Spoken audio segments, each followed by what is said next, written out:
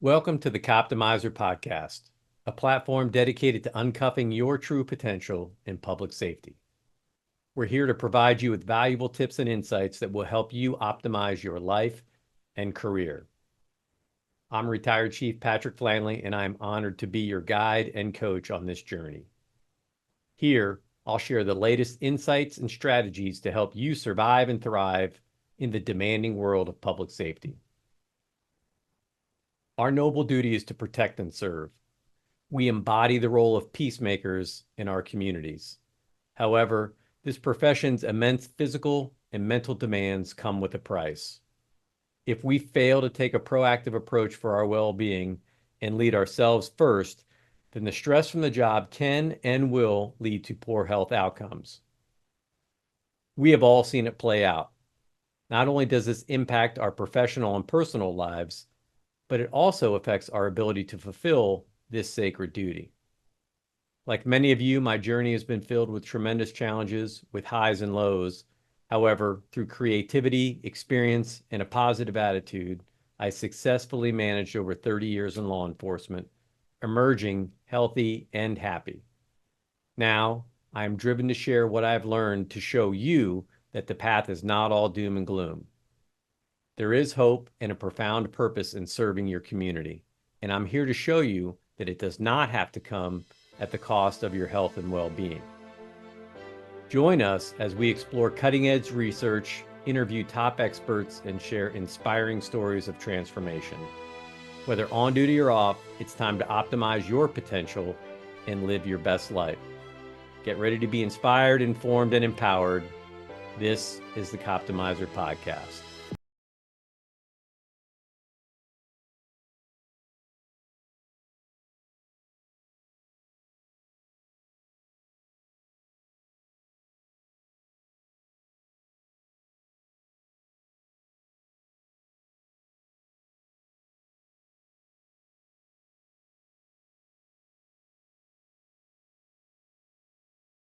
Greetings, all. Welcome back to another episode of the Coptimizer Podcast. As usual, got another outstanding guest. Been looking forward to this one since our pre-podcast conversation that we had last week. I got Kory Flowers from North Carolina, and we're going to talk about a lot of things. Maybe, well, we won't even keep it a secret, but we're going to end with some of the work that he's doing with a mentorship program with young men in his community. Right. That if that doesn't touch your heart, nothing's going to touch your heart. That's right. But before we get to that, we're gonna talk about some of the work that he's doing currently, his philosophy and views on leadership, and just some other fun stuff. Sure. Kory, Well, thank you for being here. Welcome to the man, Optimize Podcast. yeah, you're welcome, man. Thanks for the invite. This is fun. I always like sharing time with anybody who is been in the game and is cheerleading and pushing the game forward. That's it, man. So I value what you're doing. Thanks for your time. Well, I am a big cheerleader these days, and it's a fun role to be in. Yeah, for sure. But we need more of it. There's so a friend of mine said the internet and particularly social media is like a megaphone. Like anybody can buy one and anybody can yell into it, but not a lot of people are worth listening to, honestly, when you get that many voices. So yeah, man, I Yeah. appreciate what you guys are doing. Well, thank you. Right before we hit record there, I started commenting on your background, because I think we all do that when you're on Zoom calls. That's one thing that we all picked up in the COVID era when everybody got pushed into their offices or into their home offices for a lot of the work. So you're always looking at people's background. Yeah, So, I had to do work on my background, make it interesting for the podcast, but. that's right. Number one, I see your Tar Heel sign back there. I'm coming to you from Boilermaker country, so Yeah, man. I spent 4 years there and a lot of money and time. And so yeah, I gotta represent the brand everywhere we go, man. This is a ACC basketball country. We consider football season preseason basketball. That's all that is. So we get through that even with Belichick, like that's whatever. And then we get on to the real national pastime here, which is ACC men's basketball. Yeah. Well, it one of my best friends, he's his son is at Duke right now. That's okay. Now he's a wrestler. He's their heavyweight for their wrestling team. He's a hell of an athlete. Mm. But yeah, you got He's probably still a good guy. I mean, I don't know him, but my niece goes to school there too, and so I've had to tone it down. But yeah, I'm sure he's a good guy. I'm sure he'll survive and get out unscathed in his soul. I hope so. I'm pulling for him. I'm pulling for him. We'll All see. right. So the other thing, yeah, I love the patch board, but the lamp is atypical. That is not what you see in a Better. normal working office in a police department. Yeah. So give me your Well, theory on fluorescent lighting again. Yeah. So the first thing, if I could look show you up, anytime I get an office, a new office, I climb up in a chair and I undo the fluorescent light tubes so they can't even come on. Because I've always said, man, fluorescent lights are just bad for morale, and they're from the devil. And they're.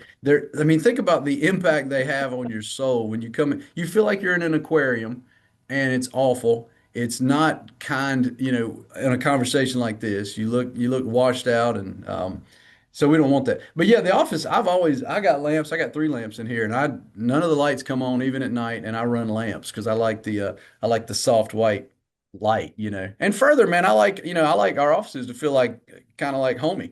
I've got, I frame gigantic pictures all over the walls here of my guys and gals doing heroic things and team pictures, and I just like that kind of stuff, man. You spend more time here awake than you do at home awake weekly. Yeah. And so why not make it comfortable, man? But yeah, we got to get, I don't know who Mr. Fluorescent was that invented those, but it's awful, terrible. We got to do better. Well, I do primarily talk a lot about wellness and Andrew Huberman. I don't know if you ever listen to the Yep. Huberman Lab Big podcast, but fan. he's got he does a lot on morning light and circadian rhythms, and Yes. Sachin Panda did a lot of work and research there.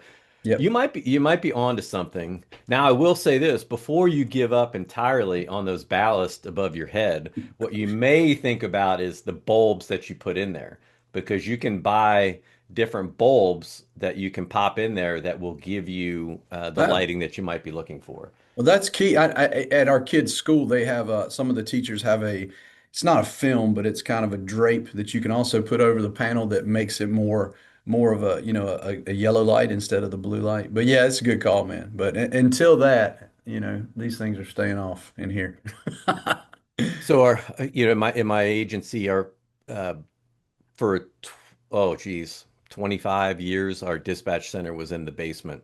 Oh yeah. And I don't know why, like just back in the day, that's whenever like, hey, I don't know if it's like maybe the end of us baby boomers and first the Gen Xers, where I grew up having to crawl under a desk a couple times a year when I was in kindergarten and Yes, right. elementary school, not only for tornadoes in the Midwest, but just in case there was a thermonuclear war, like That's right. climbing under that desk is really it's gonna That's save you. right. Yeah, that's right. Makes you Uh, feel comfortable under there. yeah. Geez, but our dispatch center, my last big project that I was involved in before I retired was we built a new public safety center, and in that was a new Mm, dispatch.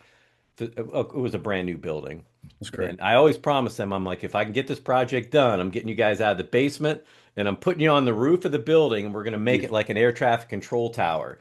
Oh, So that's we're going to great. make it circular with all glass. So you'll have nothing but the world to look out upon. Man, You that's can look great. out They upon the deserve it. whole city. Now, that was going to be a little bit too expensive. I have some crazy ideas, and people were like, "No, no, Chief, that's just not going to work." So Hey, but we you got to have lofty ideas. That's the we key. can't afford that part of the project. So, but I did get them on the top floor, and they have a beautiful view that looks out over downtown.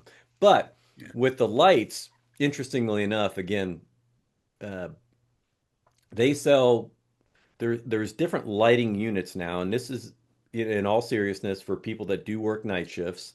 When you're thinking about how do you set your circadian clock Yeah. to mitigate the damage of working overnight, because Yep. there's policing is a 24/7, 365 gig. There's Yep. no way around it. You're working holidays, you're working nights. Everybody's got to do their time. But that doesn't mean that we shouldn't invest in innovative technology, make sure we're looking to the future, understanding how this is impacting our biology, Yep. because our biology ultimately impacts our performance.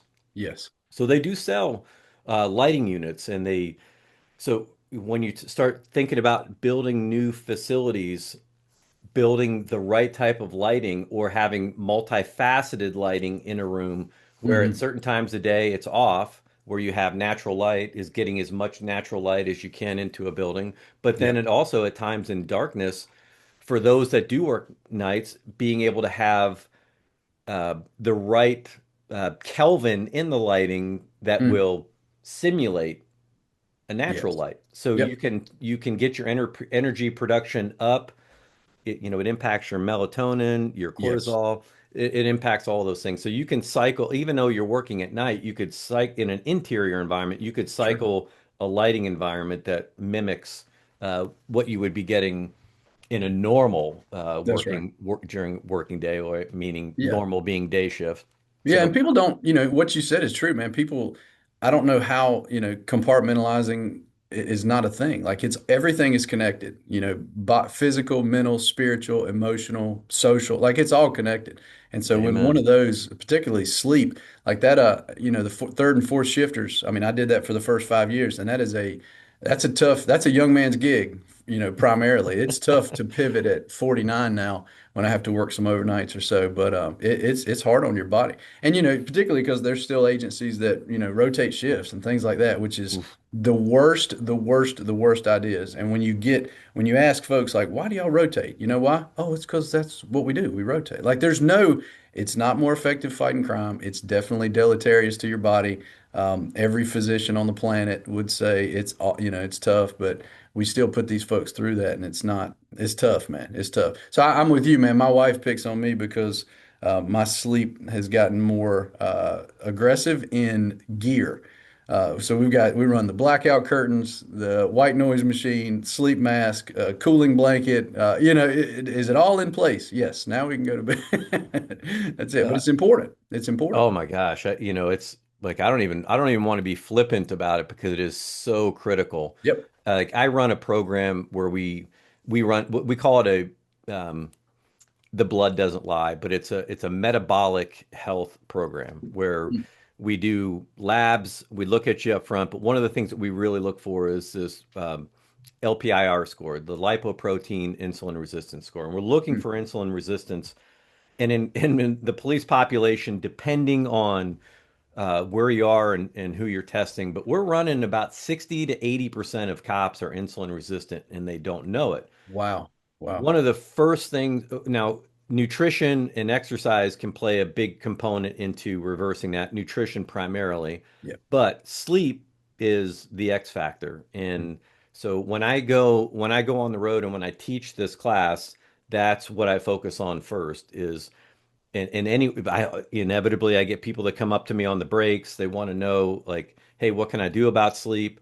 And then I Yes. get these guys who will come up and say, yeah, we're rotating shifts. We're on 8 hour shifts and we're Terrible. rotating every 2 weeks. Oh, And I'm just like, oh my gosh, that science is 20, 30 years old now. Like yep. Yep. and but can, having been on both sides of that, it's also tough when you have um, your workforce that resist going to more permanent shifts, like 6 months or one Right. year on the bid. Yep. But Yeah. even though it's better for them from a health perspective, sometimes people just want to they just want to power through and try to fight through that so they can have a more normal schedule for their family at home, which Yes. is it's commendable, but it's also deleterious For to sure. not just the individual, but to the family and Yes. ultimately then to the organization because Yeah.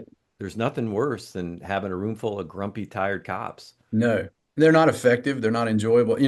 One of the big rules around the offices that I always run is, make this an enjoyable place to be. And if, be an enjoyable person. And how about if you're not, impersonate an enjoyable person, and pretty soon, who knows, you may something miraculous may happen. But it's hard to when you're sleep deprived. But what we found, if you have any decent sized agency, if you even ask folks what shift they would prefer, you can't please 100% of people, but you can please more than the majority. You can please 75 or 80%. There's a lot of young guys that want to be out at night hustling. There's a Yep. lot of older guys that have done that time and they're okay in the days. And you can please a lot of folks. But yeah, just that rotating, man, that's from the 90s. That's archaic. I can't believe that's still happening. Yeah, and that's my call to leaders, anyone that's in a leadership position that has the ability to influence that decision-making process. Yes. You got like you got to risk being unpopular to do the Yeah. right thing here. You got to For- go, and I would say a minimum you should be on 6 month rotations. Yeah. Ideally, bid it once a year. Work for a Yep. year so people can calendar it out. They Yep. can do exactly what when you're working a night shift. Um, like you create that sleeping environment and Yep. you buy the blackout shades. Yes. Um, It's worth like it. yeah, for me, I spent a better part, and I worked almost 20 years on nights. So I come from a position of someone that speaks from deep experience, Yeah. and I That's good. loved working the nights, and I did. Yep. Even me, it got to a point where I did it for probably 5 to 8 years too long, and Yes. Yeah. now I'm trying to manage the rest of my life about how can I maybe not make up for that, but ensure that I maximize the time going forward. But Yeah, for yes, sure. That's wise. and while we're on the subject, this is a complete you know I wasn't even planning on talking about this, but you brought it up. Blackout curtains, Yep. fans, Yes. white noise, Yep. cooling blankets. And there are Yep. several different varieties that are out there that you can use. A lot of science behind this. It's not voodoo stuff, man. It's Correct. and every penny that you can spend, and then wearing an Aura ring Mm. or I wear a Muse headset at night that tracks my Mm. brain waves. I talk a Sure. lot about that too and I do it mostly as an N of one, but Yeah. one of the things that I struggle with personally is getting into good deep sleep. And Yep. I think a part of that is because I spent so many years disrupting my sleep schedule that, Yes. that hyper vigilance, not Yeah. just from a street perspective, but even when you get into administrative roles. And I know sometimes guys on the street don't appreciate this, but there Yeah. is a Yeah. lot of stress. There is a lot, there's things that are always on your mind. And Yes. like a lot of people that suffer from insomnia or which a version of which is a form of you wake up and you jump on the wheel, you start thinking about stuff, next thing you know, and Yep. inevitably it's primarily work stuff, right? That's what Yeah. you're thinking about. And Yeah. if you do the one thing I tell everyone not to do when I'm giving my my talks on sleep is avoid picking this damn thing up. Yep. For sure. Yeah. You'll have an hour just lost to the world, Yeah, you know. and then you won't get back Oh, to sleep. And nope. well, you'll have a lot of people will really struggle getting back to sleep, but That's right. No, you're right. prioritize it. Yeah. All right. Good word, man. Well, hey man, we've been 15 minutes into this already, and we don't even know who you are. So That's all right. That's okay. tell us who you are. Yeah, so we're coming to you from North Carolina. So Greensboro is the third largest city in North Carolina. We've got city's about 300,000-ish citizens. We got about 600 cops. And I have been working here since the 1900s. So I went to, like we said, I went to Chapel Hill and finished right at the end of the century. So I started here in the academy in '99. But I still get to say that. I get to say, hey, I've been policing since the 1900s. And I tell the young folks that, and they look at you like 1900s. Wow, when was that? And then they're born in 1995 or it's crazy.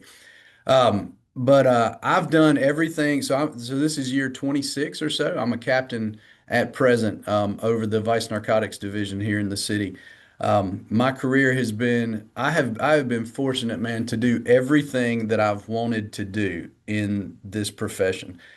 Which is to say, I've never written a seatbelt ticket. I've never written a speeding ticket. I've got and again, I got pals that do traffic stuff, and that's just not what's ever held my attention. And we're all different, mercifully. But my career has been extremely heavy in the tactical and intelligence side of operations.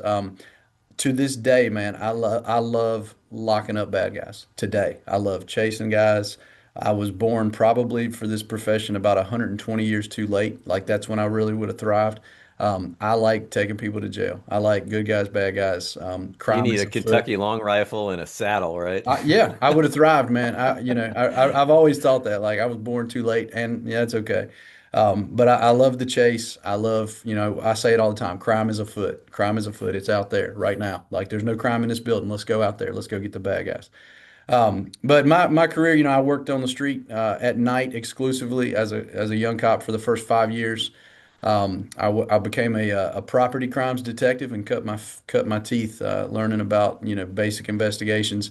And the whole time I was heavily intrigued with gangs, the gang subculture, criminal subcultures. So I really started diving into that world. We've got a lot of gang activity like every urban agency here. And so really started diving into that world and kind of catered my career to move towards criminal intelligence.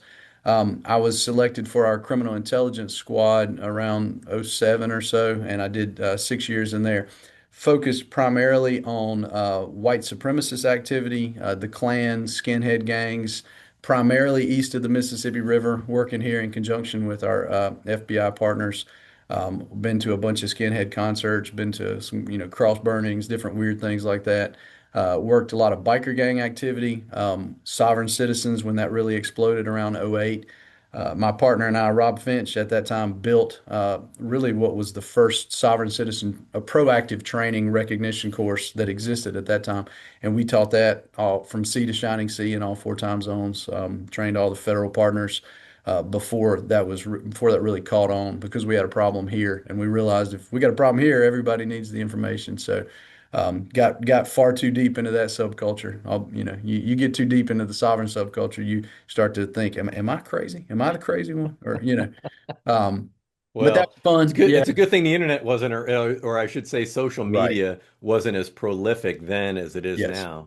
Yeah, it's done us no favors there, spreading real true nonsense like that. But we've done a lot of training and teaching and helped with a lot of investigations all over the country and with sovereigns.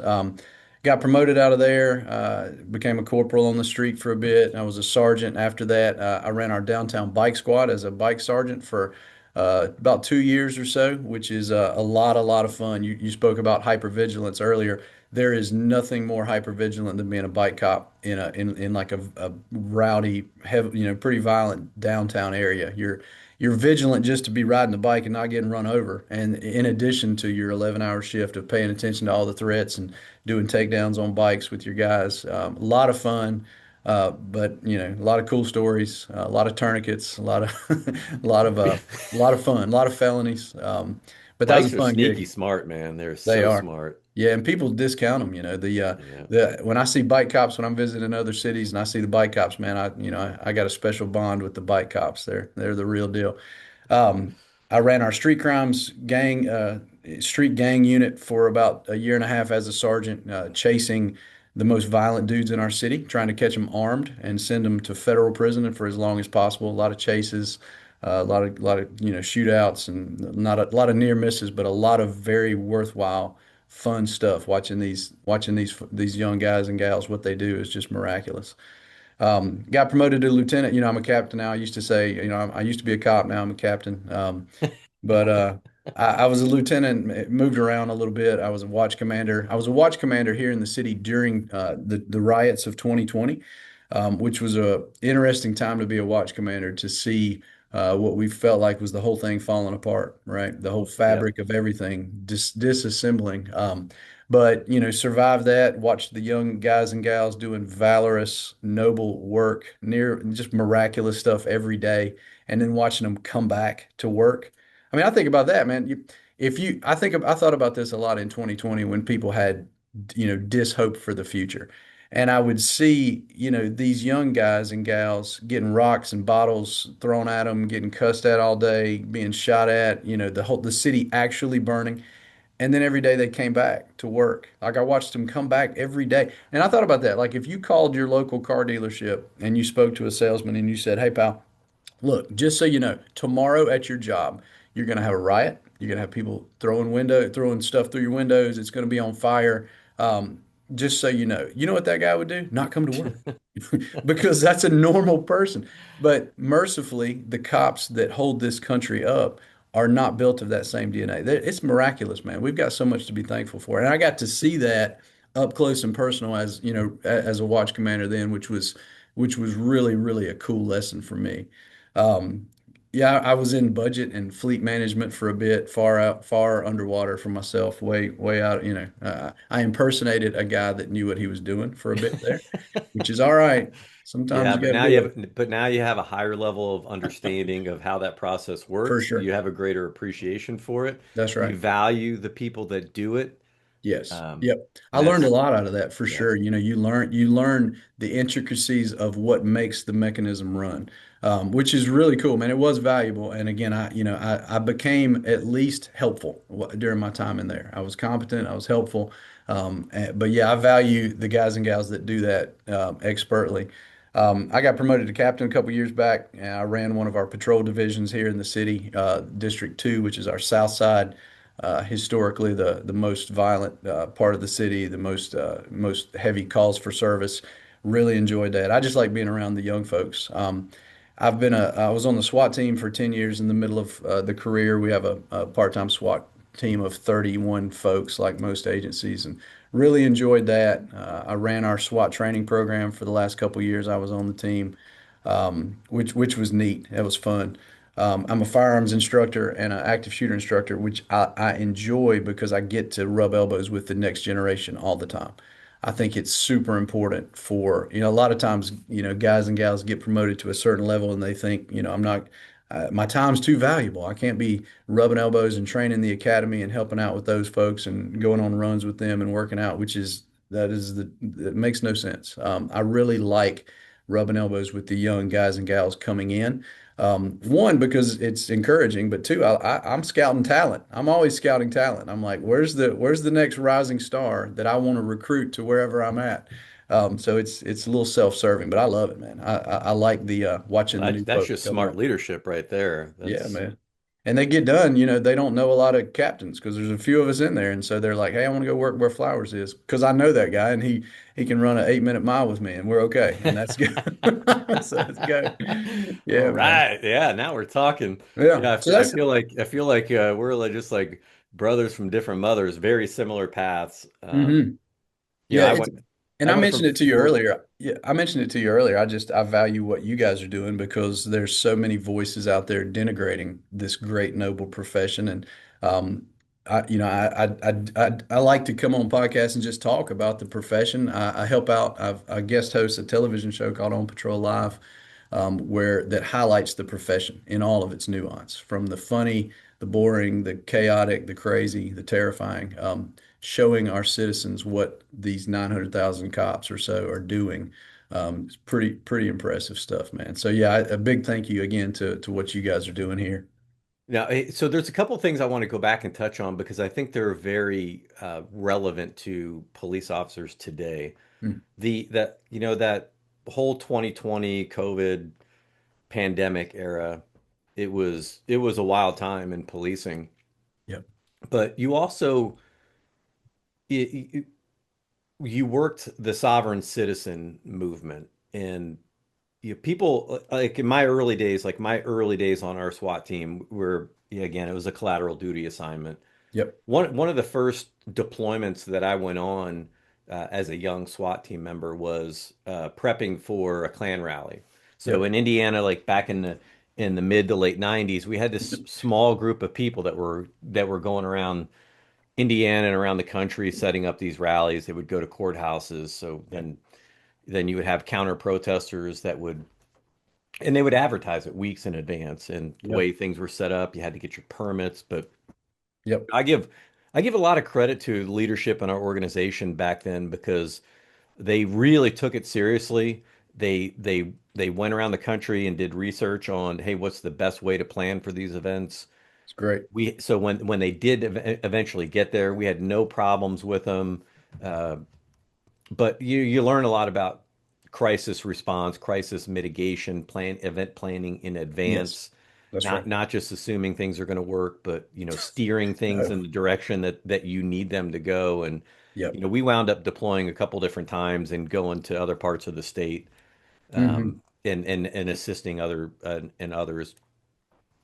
But that really shaped a lot of us, and future leaders for the agency moving forward and understanding, okay, well, why is this important? How is our response preparation important? How do I prepare the individual? Yes. Why are tactics important? Why is gear important? Why is communication important? Why is Yes. officer fitness and Yes. wellness That's right. critical? Because, going back to bullhorns, right? Like who can hold their temper and keep their emotions in check when you've Yes. got idiots blaring, screaming nonsense through a Yep. bullhorn, 5 feet in front of your face. Yep. Yeah, that's super important, man. We used to, when we were on the bike team. So I was on the bike team during when after, around Ferguson time, and then all of the, when Black Lives Matter spun from that. And so yeah, just paying attention to your young guys and gals on the front lines. I mean, I would, I'd walk behind them on these lines, where they're manning the protests near riots. And you watch them. You like you. Everybody only has you have a boiling point. Everybody, and you got Yep. to pay attention for it. And it's a good leader who will notice, who will know his folks, right? And then notice, all right, he's almost to the limit. He's been screamed at and called a murderer and a racist for a couple hours. I can see his carotid artery, like I can see him tense up and tap him on the shoulder and say, "Hey, pal, I got your spot. Go, Yeah. take a break, take 15, come back." Right? That's super important. And like you said, Patrick, just an ounce of preparation is worth a lot. There have been really disastrous public demonstrations even in the last several years, that were, again, not totally unpredictable, but you can prevent a lot of real disaster with just a little bit of forethought. I mean, even the idea, a lot of people think, here's a good example. A lot of people think, in the United States, we thankfully have the miraculous First Amendment, which gives everybody the right to demonstration and free speech, peaceable Peaceable. demonstration and free speech. That's key. A lot of folks translate that as, all right, I have to allow both sides to get as danger close as possible and yell at each other. And that's the way I have to allow them to express their free speech. That's nuts. There is nothing wrong with having delineated counter protest sites that are not even within sight of one another. You can do that. That's perfectly fine. Yeah. There's nothing that says we have a right to scream and nearly riot at each other, but you can speak, you can be heard, but you don't have to be in the same place. I've seen demonstrations over the years and at different, white nationalist events, white skinhead events, where, like the locals will put basically a piece of crime scene tape, like they're playing Red Rover in the middle of a field, and you have two sides. You got to stay over here, and y'all got to stay over here, and who's in the middle is the line of cops, and Yeah. you don't have to do that. But yeah, you're right about that, man. I agree totally. It's a great analogy. And, if you imagine that crime scene tape just being a piece of blue tape that's Yeah, fluttering in the breeze, that's yeah, the thin blue line right there. that's And it. that's how, I mean, fragile it really can Yes, be. It's symbolic yes, and you're more right. than anything else. And Yep, but it requires your citizenry to also respect the boundaries. And yeah, where I think we've gone wrong, and this is kind of where I wanted to get to. I don't think it's unintentional either, and I'm not a conspiracy theorist. I observe, I see things, I've experienced it just like you. yep, Right? There's a lot of people that have never been in those environments and yeah, have not watched the human interaction, but you can tell it, and maybe for people that are listening that are not even law enforcement, like during the George Floyd riots, you could sit and watch people, and you could interact with people, and you knew who the people were there that, like, in their heart, like they yeah, felt like they were doing a good thing. They felt that they were speaking for a, a good cause, and they were doing the morally right thing. yes, But within those crowds, you also cops could see the ones that are lying in wait.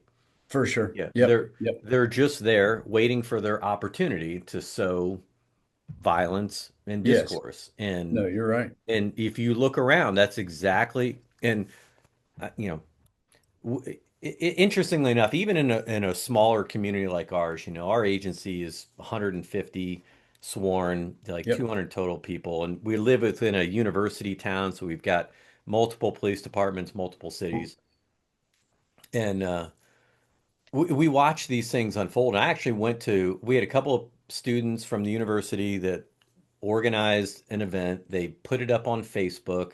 They Mm, scheduled it 4 days in advance on the back end of riots that we were having in Indianapolis and in Fort Wayne and Chicago and mm. all the major metropolitan areas that surround us. And I sought them out and I went and had a meeting with them, and Smart. um, they were, yeah, again, the young, impressionable, a little bit Yes. naive. Well, I would say a lot naive, Yeah. and a little arrogant at first. Yes. Um, but I told them, I said, what is your plan? Since you're the event organizer now, you've put this out Yes. there. I'm like, what is your plan for the 20% of the people that are going to come to this rally with the intention of getting into a violent confrontation or a physical confrontation or provoking, something less than, of course they didn't have a plan, right? No. No. And at that point, then they actually started to think. And then they watched what Yes. happened around the country. Everything I told them that was going to happen happened in city A, city Yes. B, city That's right. C, and then they reached out, Yep. Yeah. and they're Yeah. Yeah. like, That's right. That's uh, right. we want to wash our hands of Yeah. our responsibility of this. It's like, No. no, it doesn't, life doesn't work that way. I No. said, but And fortunately for you, we have a plan for you. that's And right. Yeah, we have a um, plan for you. And that's what people we I've always advised the same thing that you just said. When you have, and I don't care what size of demonstration it is, if it's drawing a crowd, a pre-meeting, and that could be a brief conversation with the leader or the person acting as the leader. Now, if that's a crowd of, like you said, young folks that don't really have a plan, the guy or the gal holding the bullhorn, he or she's in charge. Like by default, it's obvious they're going to follow his lead. So yeah, you meet with them and you say, look, pal, again, you're the leader. You're responsible for this. If it goes south, somebody has to become responsible, and maybe not everybody will go to jail, but you will. Like that's really important to bring that home. The conversation's always in America, everybody talks about rights. My goodness, we talk about rights. I have this right. I have this right. What people forget is that rights and responsibility, it's a seesaw, and they're both equally necessary. You have a responsibility that equates to a right and vice versa. We just don't have all rights. Like you're responsible for how that shakes out. Like you said, such a novel idea that gets forgotten about. People don't like the responsibility side, but they love talking about rights. yeah, it's crazy. And let's tie this into some current events that are happening right now. Yep. Um, and we'll talk about Minneapolis because that seems to be ground zero for Sure. a lot of these issues. Um, and I'll share some stuff offline. I'm not prepared to talk about it publicly yet, but Sure. some of the things that we watch, let's because we can tie this right into the work that you're doing with the television show that you work with, doing it's looking at body cameras live, looking at footage live, being able to give a professional commentary to what's Yep. unfolding. Yes. And Yep. up until a few years ago, well, you would have maybe film crews that would come along with the early days of what was the show where they actually hopped in the car with cops and Yeah. Cops. Yeah. yeah, Yeah. okay, Yeah. yeah, cops, yeah, and Yep. then live PD I think is another one, and Yep. there's been several iterations of that, but everything was curated and edited and uh, presented Yes. in a way that the producers and the production team wanted people to see, right? Right. We want to create Yeah. some controversy. We want it to be interesting. We want to tell a story, um, because you're trying to sell tickets, right? You're trying to Right. sell advertising. You need people to watch it in order to fund the future of it. So it can't be That's right. boring. Yes. But if you watch, let's go back in time and think about this. The actual Derek Chauvin arrest of George Floyd. You know, there's still inside the policing profession, there's still a lot of people that say, look, it's clearly obvious he OD'd. The data Right. shows it from the autopsy. It was Yep. a political ramrodding. Yes. And you know what? That might be true. Yep. But there is also the part where in that actual arrest, like what was happening in that moment? What were the Yes. decision points along the way that put not only those officers that are there, the collateral damage that happened with just the officers in that small group, those that Yes. came subsequent, then what happened with the city and then around the country. These decision points are they're all critical. And there's Yes. there's a point in there where somebody has an opportunity to intervene. Now Yep. imagine you go back and you're in that moment where Chauvin is in, you know, and again, this is just people might hate me for saying this. He didn't choke him, he didn't Right. strangle him. Correct. Then it's just maybe made a poor like my whole thing was why the hell did he ever take him out of the squad car to begin with once you had Right. him there? Sure. That was, failure point number one, and then everything Yep. just went, tumbling downhill from there. But if somebody would have just walked up in that moment and just grabbed him on the shoulder, Hmm. hey, I got you, you know, Yep. pull him back, Yep. stand, roll him up to his butt, put him on his Yep. knees, stand him up, call an ambulance, whatever you Yes. need to do at that point. Like we're not even talking about that. But from your perspective, and now what we're seeing with the shooting, like the ICE case, Yep. like it's probably even too early to talk about that. I mean, I think we've all seen enough information on that. Sure. Um, my main point is going back to it takes all parties to Yeah. de-escalate. Yes. And you can't, for the people that don't understand policing, that are good people, sometimes want to blame the officer for firing those shots. Yeah. Cops might even look at, there's a lot of mixed opinions about that. People that have been in those situations might say, you know what? Yeah. Good shoot, not a good shoot. Right. You'll have arguments probably till the end of time. Yes.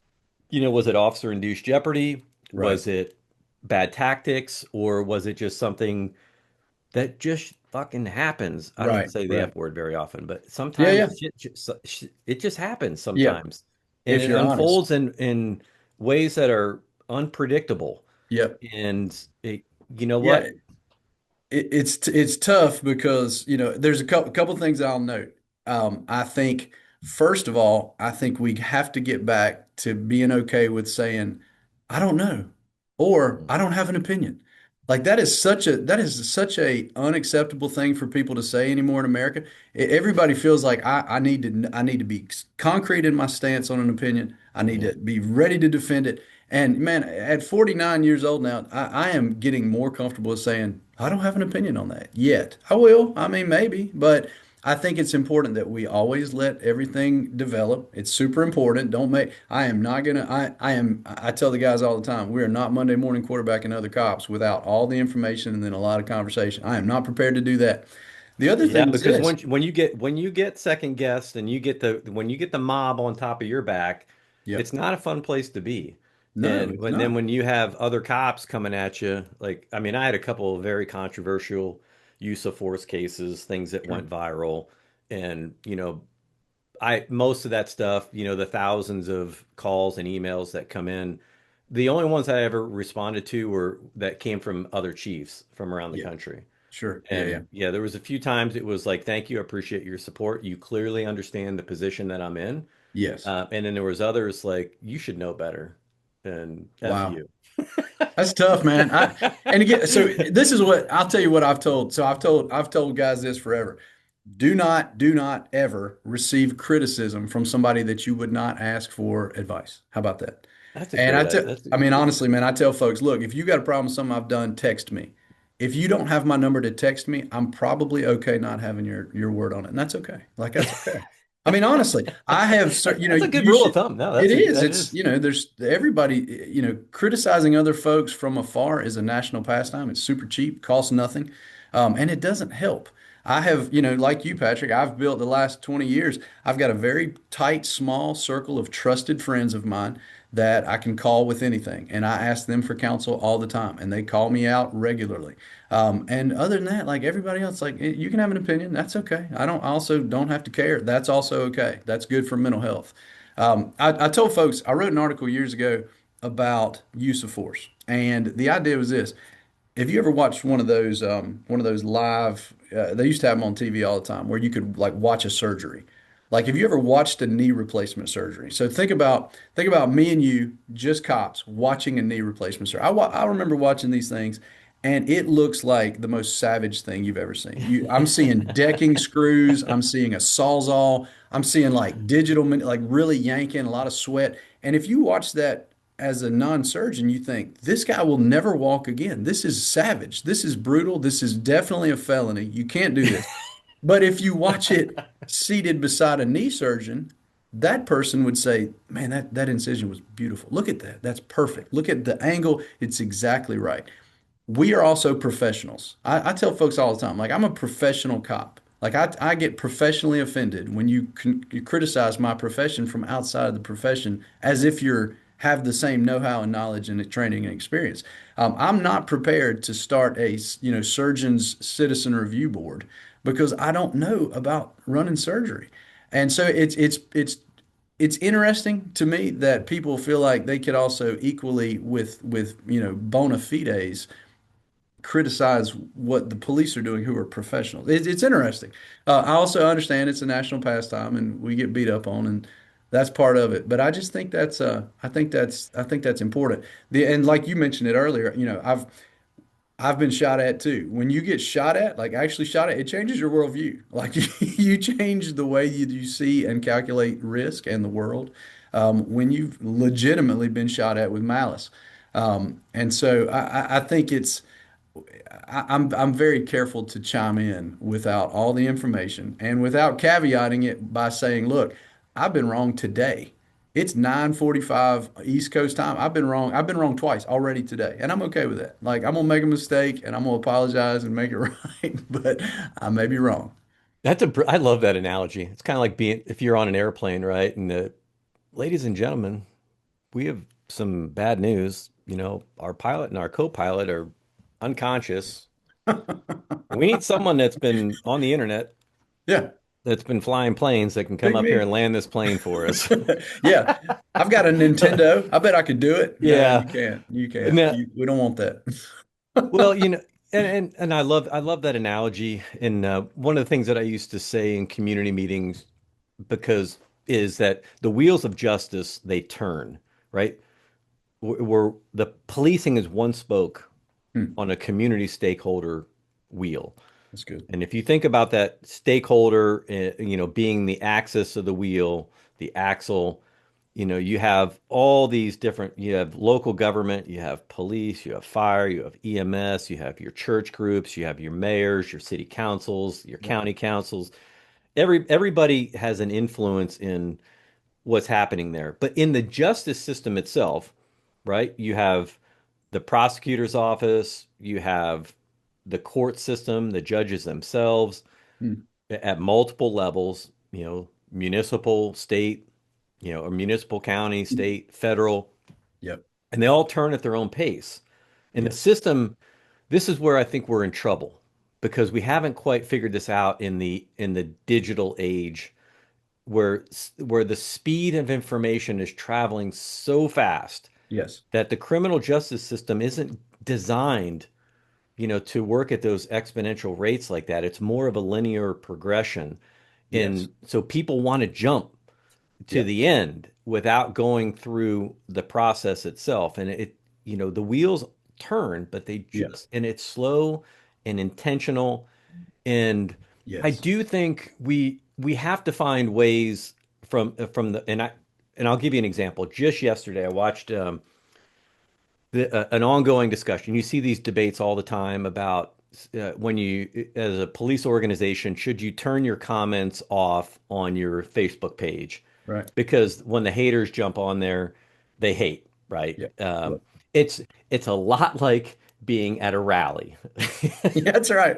It really is. Yeah, It's yeah, just a digital rally where yeah. people are just screaming out into the Just, void. And for yep. whatever reason, like when we're in that digital environment and we're going linearly through each one of these comments, it's like we're being pulled from person to person to person to person and having them shout right in our ear. Yes. And you can't avoid it. Right. And the original school that I remember going back to IACP back in like Yep. 2013, 14 timeframe. I became chief in Mm. 2012. But before I became chief, right? It was every, narcotics task force commander's dream to go from that to community outreach, right? Oh, Lord. Yeah. So that's where I went. And at the time I felt like I was being punished, but it turns out that, somebody saw something in me and said, you know what, we need to round him up a That's little, good. we need to soften the edges a little and get him Yep. ready for the future, which, That's great. I am eternally grateful for. Yeah. But it's hard to see those things in the moment. Yes, for sure. But, you know, trying to keep this fairly short and succinct. At the time I agreed that, yeah, if you're going to turn on those things, if you're going to engage the public on social media, we chose to engage on Twitter. I built a Facebook page. I actually hired a custom, uh, software like a website designer who Smart. specialized in Facebook stuff to come in. We built a customized page Yes. for Facebook. And then right before I'm getting ready to turn it on, we had a critical incident that, went viral. And I was like, you know what? Let's just wait. This isn't the time to turn this on. Sure. Yeah. So I waited, and I'm so glad that I did, because what I watched unfold was these agencies, especially smaller agencies that don't have full-time community engagement officers, or whatever you want to call them, whether they have a civilian PIO that's going to manage this. I mean, we were fortunate because we've got a university here and we could Yes. hire these young students that would come over, and we had a couple that were just phenomenal at it. Yeah. Like, Wizards. Yep. yeah, and we would assign them, hey, you Yep. work with this sergeant or this lieutenant or, you know, this officer that's in that division, and make sure you run posts through them before you send them out publicly, just to make sure that the Yep. context is correct and you're not out over your skis too far. That's right. But that worked. That Yes. and it does work if you have someone that can stay engaged with that. What happens is people fire and forget. Yep. And then next thing you know, like, there's 100-to-1 ratio of negative comments to positive comments. Right. And the Yes. the philosophy is, well, you want to build this engagement, it's trust, it's legitimacy, all the buzzwords. Right. And I'm like, I get it, but as I'm watching these things, and this was right before then technology evolved and took another step, and then Yep. we start, early versions of AI and chatbots and Yes. these automated tools that could just flood your pages. And who loves to use that stuff, that technology is it's Yep. disruptors. Yep. The It's the same ne'er-do-wells. people that are standing at those riots with the bullhorns are the same ones sitting behind Yep. the keyboards. Yep. And Super easy. You're right. so easy, and they're looking for attention. So I personally, I never turned on the Facebook page. I used How I about that? used Twitter and X, and we used Nextdoor, and I Yes. regret my work with Nextdoor. Not because it wasn't a good platform, but I was really disappointed in the corporate decisions they made once they went public, Oh, or wow. once they became a for-profit Yes. organization. And that's a story for another day. But Mm, they ruined an amazingly good platform, sure. especially for public safety, I should say. They probably made a boatload of money, and Sure. Yeah. they Yeah. Yeah. laughed Yeah. they laughed all the way to the bank. But Yeah. That's you always know, the driving force. You're yeah, right. the people that helped them build it, Yeah. got stepped on the way. But Yeah. anyway, I'm to And the what, point now where I think it's agencies need to be more nuanced.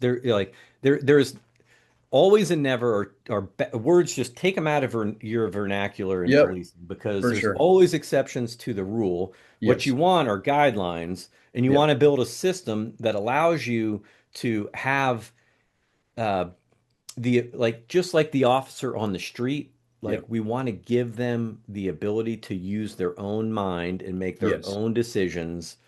Um, and Yeah. I think that's what we need to do with social media. I do think, yes, there are times when it's appropriate to push things out on the Facebook, that the comments are turned off. Like we're not Yes. taking comments on this.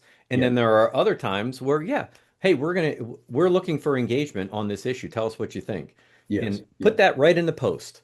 Like Yes. put a final paragraph in there. Comments are shut off. This post is designed for one-way communication. Yes. Yeah. This post is designed for community engagement. Please let us Yeah. know what you think. Yeah. I Because it's think your that's fair. platform. You own Yeah. it. No one else owns that. You do. Yeah. And you get to be, you're accountable and you're responsible. Nobody else gets to make that decision for you. Yes. And that way, I think because of the technology changes and the way that automation has ruined some of those conversations and platforms, you're Right. just giving people permission to come and punch you in the face. Yeah, that's right. And that's not, yeah. It's like, Where else is that why? wise? Yeah. Anyway, that's just my own opinion. I know Yeah. that's some people will disagree vehemently with that. Yes. But Yeah, but I think, I agree with you. We have we like a lot of agencies, like you said, it sounds like you guys were early adopters of having a person who that's their job, is to, cultivate, create, reply. If you're gonna use it, I think, like you said, don't dabble in it. I think that's probably just a good yes, fundamental rule. Like if you're treating it like a conversation, you need to have somebody who's actively conversing. We're fortunate, man. We've the individual that runs our outward facing social media, it comes outside of the world of law enforcement. He comes from the world of like for profit, like radio talk show type. So they're the best people to hire. they're the They best. understand it. He's got a good he uses he and you'll understand he uses snark, he uses a bit of sarcasm when necessary, far more savvy than we would, like as cops. We would just go full Viking, right? Both barrels every time, but he No uses it. nuance. Yeah, Yeah. but he's savvy with it. He gets a lot of attention for the agency, generally, positive, and then the folks that jump on there and want to sneak in a quick uppercut, like he'll lay them out, and everybody else will pile on, and it's fun to watch that too. You watch these trolls kind of get thumped out of the way like a Looney Tune cartoon, but yeah, it's interesting, man. Like when me and you talk about when we first started in the profession, our technology was Polaroid cameras. Think about that. Like me Yep. and you did that. We were shaking Polaroid pictures, and now fast forward one career, and we're talking about social media where you can communicate at the blink of an eye, and you can, that's it's interesting how fast it happens. And you were talking earlier about uh, the law enforcement and the rule of law, innocent till proven guilty, for instance, a key Yep. facet of common law. And we have overall, most folks have kind of abandoned that. I mean, I remind folks all the time. I reminded folks when Derek Chauvin was arrested that he is innocent right now, totally by law until proven guilty. I would also make that argument for every cop killer, the guy that's arrested for shooting Charlie Kirk. They are all right now, by our law, which we got to remember, totally innocent until we prove them guilty. And if we don't maintain that, even while spitting into the hurricane of social media and everybody having an opinion, it's going to fall apart. We got to be careful. This is what we founded our republic on. It's super important. And I think that's where the PIO position, and this is where I think agencies and I'll keep, so 2000, I think, yeah, I think we wound up doing our first episode in 2016, but in 2015, um, ironically enough, I'm getting a text from the guy that I assigned to do that as we're sitting here. Uh, we started a podcast inside of our police department. We called it Inside the Squad. Love it. And because of some of the experiences I had of just getting pounded Yep. in the media and then having, we're in a small media market, just a couple of television stations, newspapers fading. And Yep. I feel bad for them in some respects for mainstream media. And I feel bad for policing that we don't have the same level of professionalism in journalism that we did 15, 20 years ago. Yep. Totally agree. Now you get all these, anybody with a freaking, two thumbs and a cell phone calls themselves a He's a reporter. journalist. Yeah. Yeah, Free it's just press. It's so ridiculous. It is. It is. But yeah, I wanted a long format Yes. to be able to just have a discussion about, okay, here's why we do what we do. And it's going to take an hour to explain it even at a basic level. Like I Yeah. can't, I can sit here and explain something to a local reporter for 20 minutes, Yes. knowing I'm getting 20 seconds. That's it. Yep. That's all they're going to show me. So, Yep.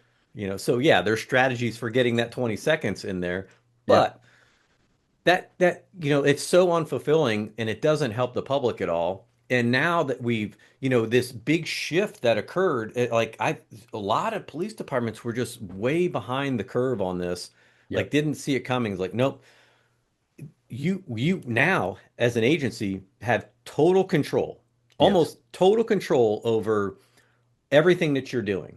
Yep. Now, the safeguards for the community are still in place, right? You still have the mechanisms of FOIA, Yep. of the mandatory reporting requirements, things that you have to push out there, Yep.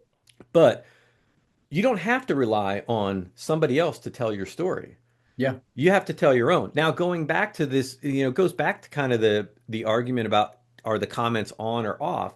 Well, Yes. you can be legitimate by doing both, but not if you're not willing to tell the bad Yep. along with the good. That's Like, right. so you've got to Yep. be like when somebody screws up, when you Yes. make a mistake, which cops are human, they're gonna Yes. make mistakes. They're Yep. asked to do a very, very difficult thing. That's right.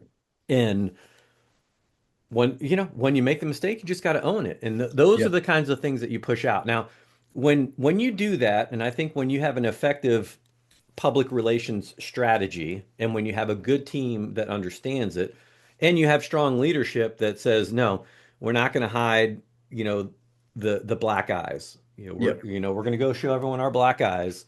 Yep. But at the same time, we're also going to show them all the good work that we're doing. And now we'll Yeah. circle back to what you're doing because that's where it all comes down, right? The Yep. 99% of the stuff that cops are doing every day is positive, it's heroic, Yep. it's commendable, it's unbelievable in so Yes. many aspects. And one of my roles, I serve as an Axon ambassador. Hmm. I love their technology. Yeah, we do too. Yep. Been a big partner with them for a long time, and I was just at IACP, when they do their customer appreciation night, they put together this like 10-minute video Hmm. of just 20-second clips Awesome. of all these heroic things that cops are doing on their body Yes. cameras, and they put it to the theme of the Van Halen song Right Now. Awesome. And man, Great. I just like I've been retired for a couple of years and I'm like getting Sign me up. goosebumps and Yeah, getting sign little me up. tears in my eyes and I'm like that's why I'm still training, man, because That's someday right. Yeah, yeah, yeah. I might have to come out of retirement and I know it. Somebody's got to carry the torch. I mean, yeah, dude, it's I love that stuff too, and people need to see that. I've always said like our stories are our greatest asset that we underuse. I mean, honestly, the stories that any given 24-year-old cop's going to get in my city today are actually the things they make movies and TV shows about. And we don't exploit that properly. We don't tell those stories well. All the movies and TV shows are only about cops and doctors. That's it. Because we've got the greatest stories, and we don't tell them as we should. I think about, I'm a fairly sentimental person. I think about like there's a 22-year-old cop right now somewhere in this city that is going to get called to a domestic dispute, and he or she is going to step into somebody else's house and referee a marital argument between people that have been married longer than that cop's been on the planet. And in about 7 minutes, that cop's going to make it better and yep. then leave. And that's a miracle. And we don't talk about it. And we're not grateful enough. That is happening all over in all four time zones right now. And it's a miracle. And we should be grateful. And that's what we should be talking about. That's what I think. Dude, I had a couple of those shows call me and I chickened out, man. I was just like, nope, nope. I just like, and maybe it's because some of the early experiences I had as a chief, like Sure. I got piled on a few times. Yeah. But, I got to know real quick what it was like to be at the bottom of the pile, Yep. and Oh, yeah. Yep. But I also see the benefit in that. Um, tell me tell me like some of the things that you've learned, maybe that you didn't expect from participating and like I don't know, commenting or being a commentary. But well, first Yeah. tell us what the show is, where people can find it, and Yeah. then what your role is and why you're doing what you're doing.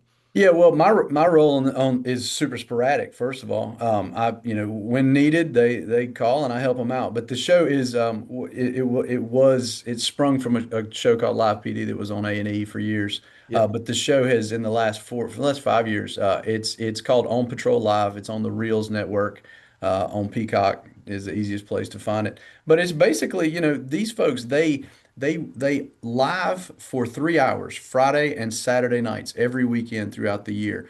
They have camera producers in the police car with typically 7 to 8 different agencies across the country. So, they may be riding live with Las Vegas Metro at the same time they got a crew in Richland County, South Carolina, and Toledo, Ohio, or wherever. And effectively, it's busy. We know the weekends is the best time to police, and at night's even better. So between nine and midnight, the show just basically is like what's going on interesting or funny or crazy or terrifying, and they will throw the show live into that police car in wherever. And we watch it play out in real time. The cool thing about this show, particularly, unlike the produced shows, is it's not edited. You're going to see hilariousness. You're going to see drama. You're going to see trauma. You're going to see scary stuff. You're going to see, ridiculous stuff.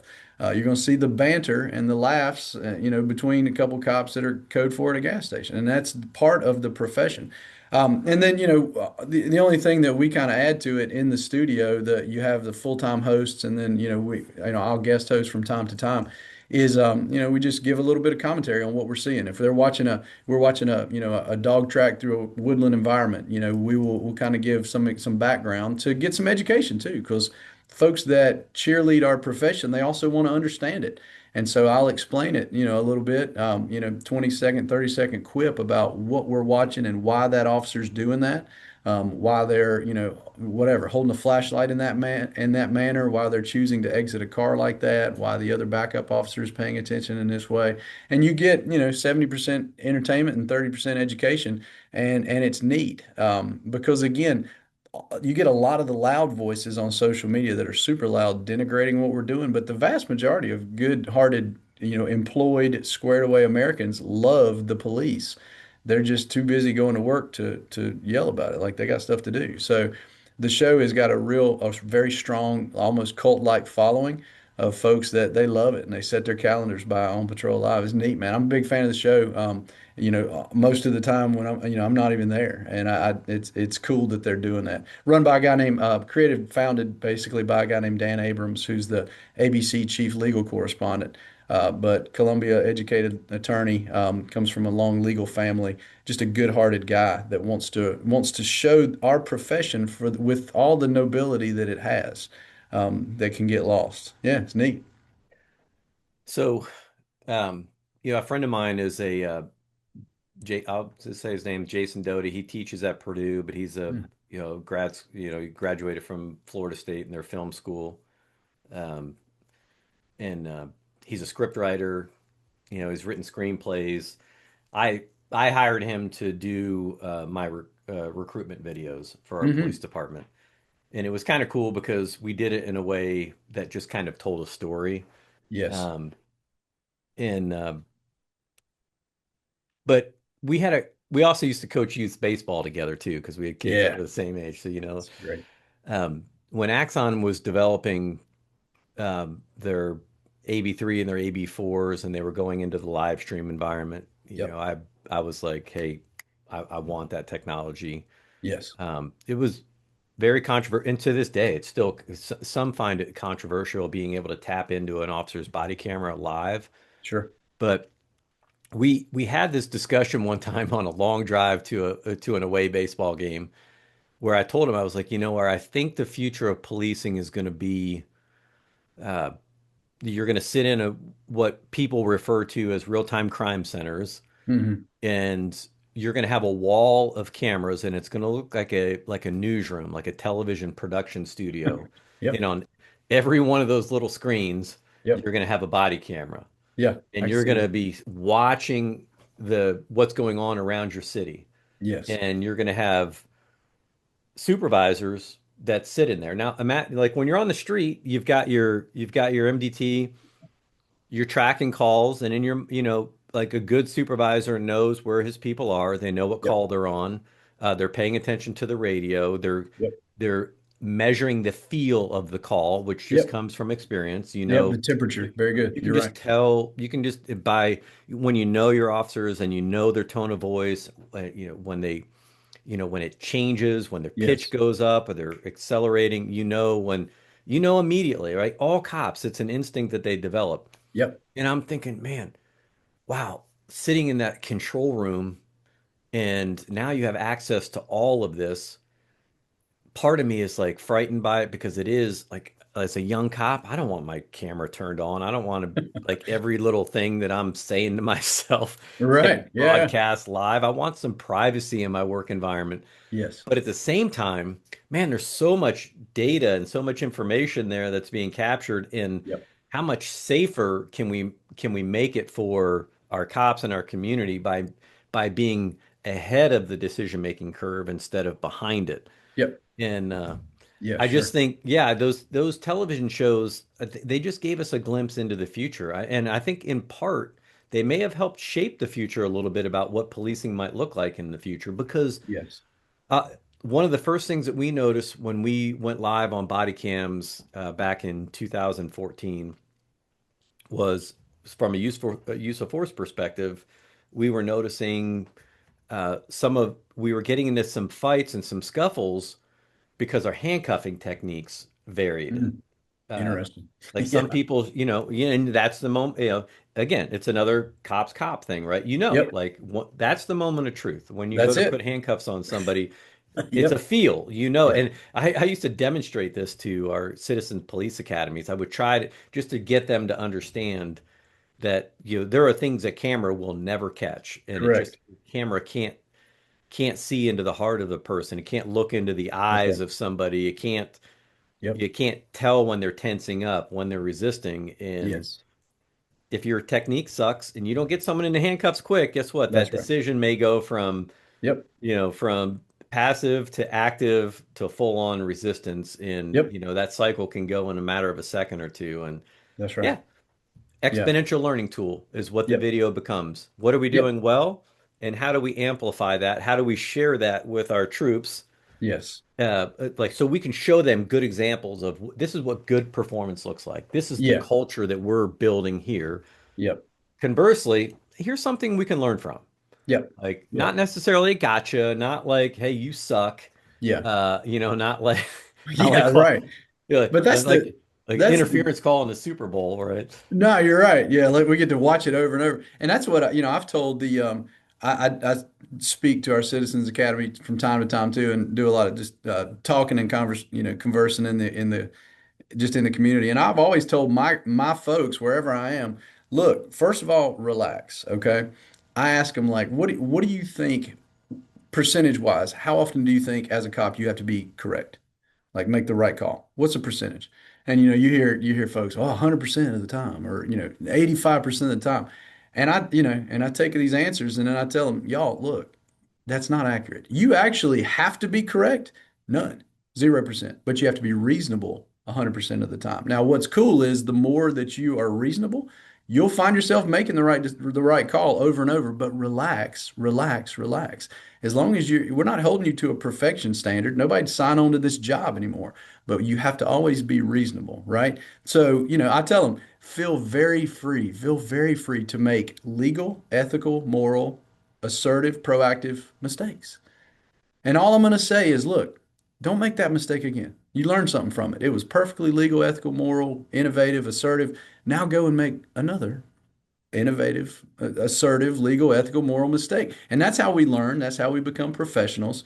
But if not, you'll have these folks so tense, thinking you're looking at over their shoulder, either through the live body cam or body cam reviews, that they will be just useless because they'll be in paralysis, terrified of making an error. I tell them, like, mistakes are okay. This is perfectly fine. We'll adjust. We'll learn. It'll be great.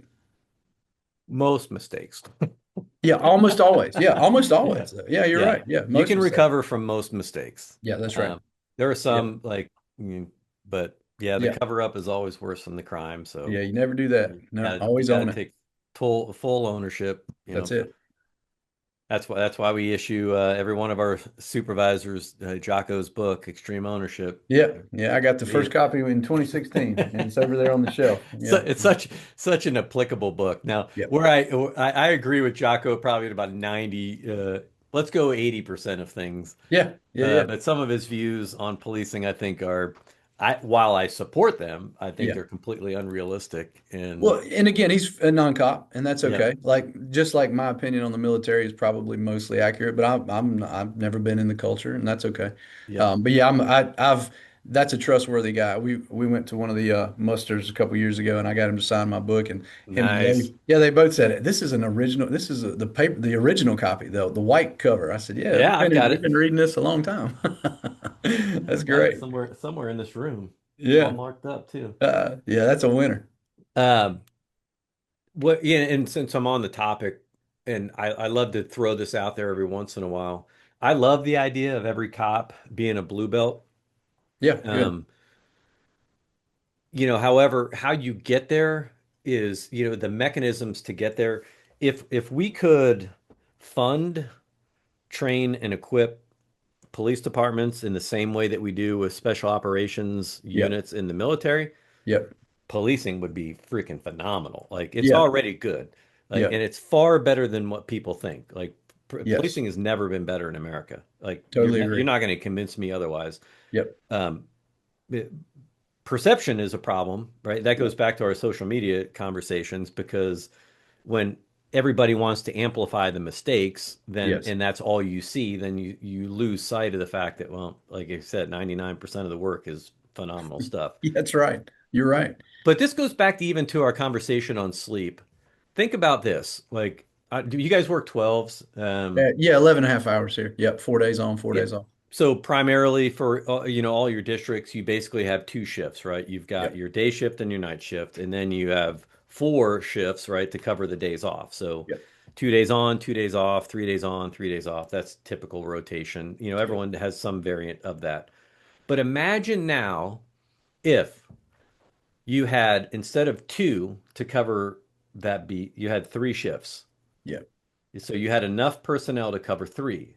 So just like in that special operations community where number one, you train for 2 years before you ever go Yep. operational, maybe Yep. a little bit shorter, longer, but generally speaking, you're in a training pipeline for Yep. a long time. Yep. Then you go operational. And then before your assignment, you get a workup. Yep. You get to train and practice free of Yep. all distraction. You're not Rehearse. trying to work and do your workup. You're Right. doing the workup. You're doing the Yep. prep. Then you deploy. Then you do the work. Let's just say Yep. you deploy for 4 months or 6 months, and now you come back, and they go into a rest and a recovery cycle. That's right. Hey, Yep. hey, recoup. And Yep. now we're going to go into a training cycle. Hey, what Yep. did we learn from our last deployment? Yep. What are we doing next? Okay, let's start to prepare for what we're going to do next. Let's Yep. train up. Now, that's not necessarily possible in the policing world, but if you had that extra shift, Mm.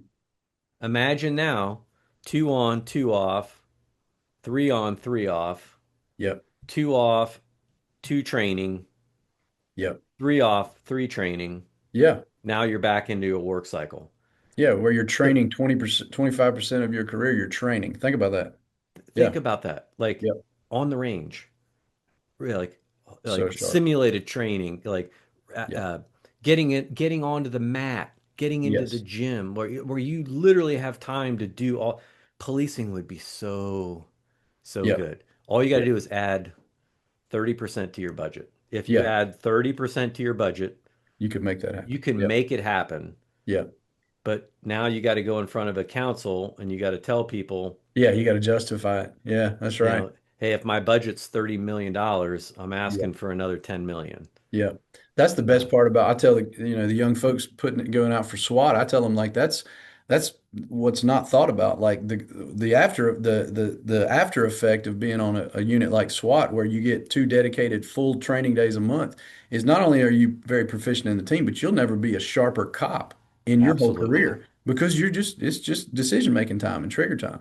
I loved that part of it. I've never been sharper tactically, decision making wise, quick thinking, prioritizing and executing than when I was on the team. And it's because of training. I mean, you get what you tolerate, And you basically. train to a standard, Yeah. right? And Yeah. and so that goes back to a lot of what we talk about when we talk about like what Jocko and Joe Rogan and those guys were talking about in the post George Floyd days. Yeah, that's it. Like if you know what the target is and you train to it and you have that baseline expectation and you give people time to meet those goals and give them the resources, adequately resource them so they Yes. have a chance to be successful. Yep. That's where I do agree with them 100%. Like, Yep. and part of me, the NTOA has, and this is kind of silly when you think about it, right? You have a you have a baseline fitness standard to become a cop.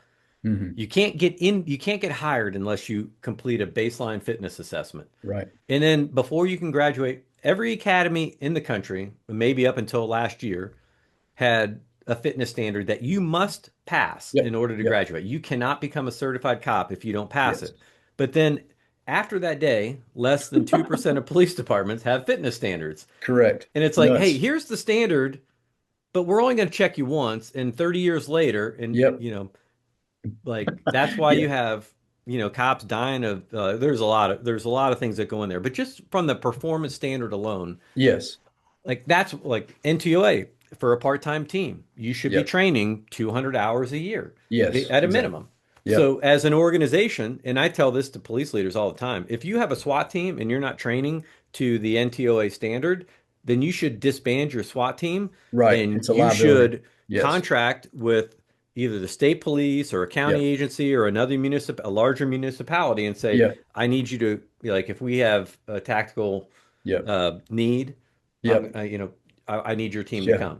Yeah, giving a hack together team just overwhelming firepower and capabilities and no training, like that's I'm with you, man. That is we've been talking about that forever is Yeah. those physical standards and this job we're not selling linoleum here. This is different. Like I tell the young folks like you're responsible to me and I'm responsible to you on how I take care of this mechanism, my body. You should never be limited physically if it's up to you, right?